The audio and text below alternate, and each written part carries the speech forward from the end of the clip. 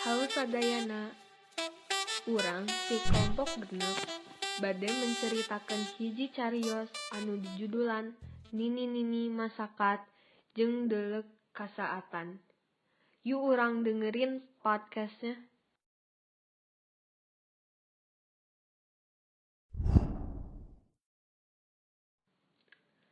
Bismillahirrahmanirrahim. Assalamualaikum warahmatullahi wabarakatuh.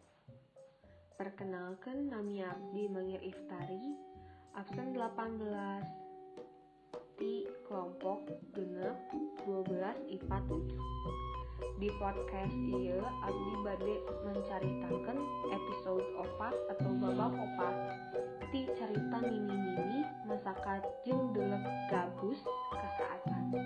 Hayu urang langsung aja dangukeun podcastna.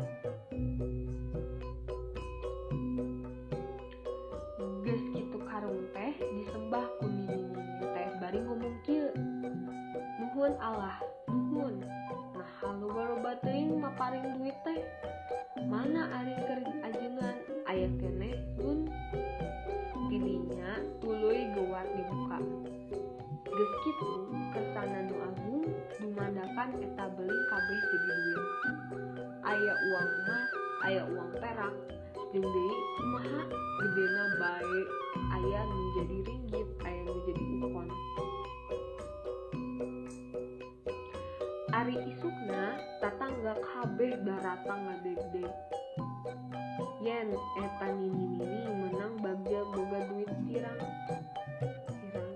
asal tina dibobodo. Malah kepala distrik sumping kadinya ngalayan sarta tuluy dilaporkeun ka nagara jeung ditetelakeun asal purwana. Ari timbalan ti negara eta Nini henteu kaizinan cicing di kampung. Bisi aya nu nganiaya dipaling duitnya jeung diurus dipangmeulikeun lembur imah katut kesina.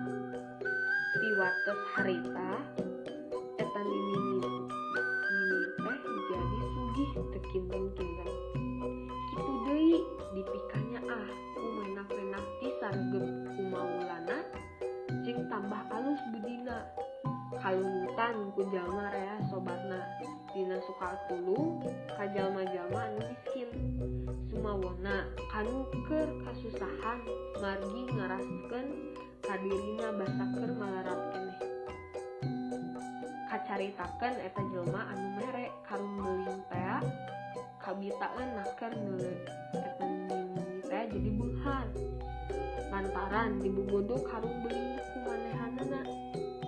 Geus kitu boga niat hayang nurutan.